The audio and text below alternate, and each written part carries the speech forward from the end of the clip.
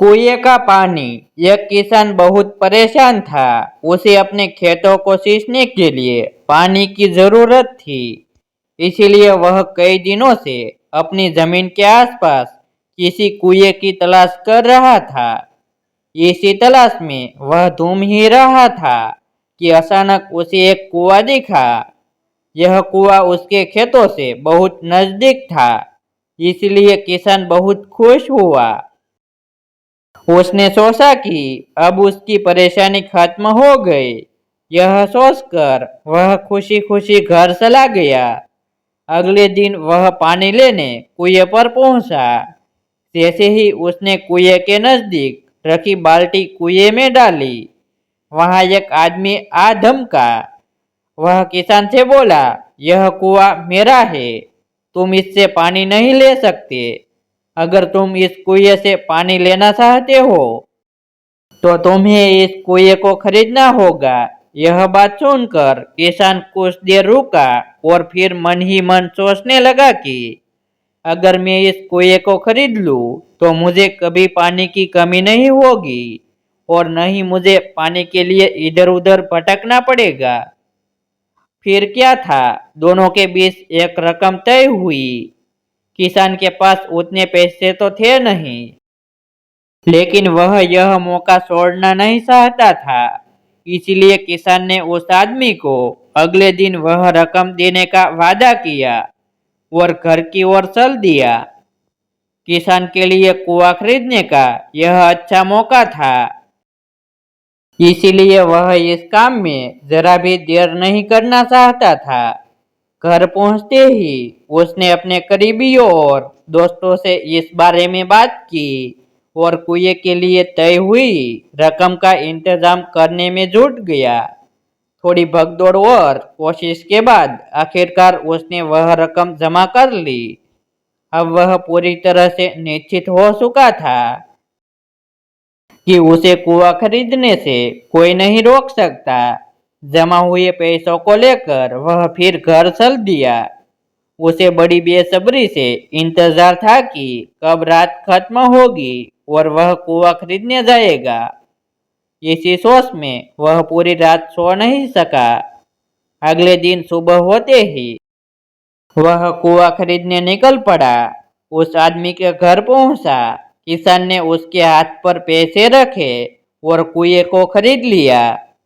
अब तो कुआं किसान का हो गया था, तो फिर उसने पानी निकालने में देर नहीं की। जैसे ही किसान ने कुएं से पानी निकालने के लिए बाल्टी उठाई, उस आदमी ने फिर बोला, ठहरो, तुम इस कुएं से पानी नहीं निकाल सकते हो। मैंने तुम्हें कुआं बेचा है, कुएं का पानी अभी भी मेरा है। किसान मायूस हो गया और न्याय के लिए राजा के दरबार में शिकायत करने पहुंच गया। मालूम है उस राजा का नाम क्या था? राजा अकबर।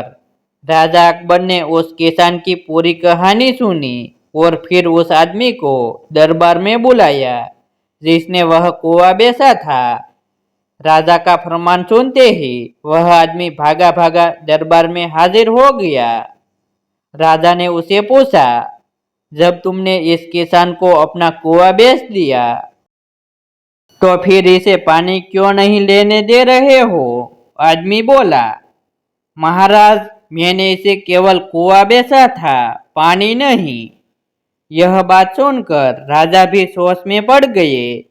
उन्होंने कहा कि बात तो यह पते की कर रहा है, कुआं बेचा है, पानी तो नहीं।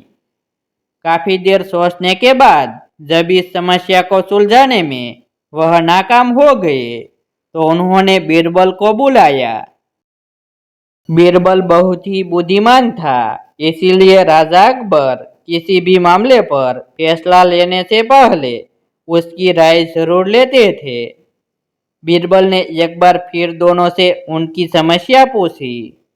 पूरी बात जानने के बाद बीरबल ने उस आदमी से कहा, ठीक है, तुमने कुआं बेचा, पानी नहीं।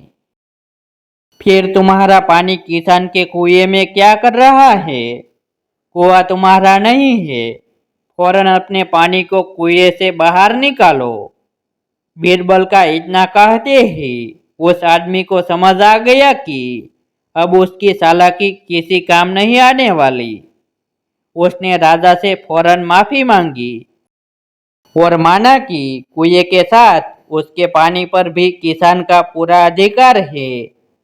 यह देखकर राजा अकबर ने बीरबल की बुद्धिमानी की तारीफ की और कुआं बेचने वाले आदमी पर धोखेबाजी के लिए जुर्माना लगाया।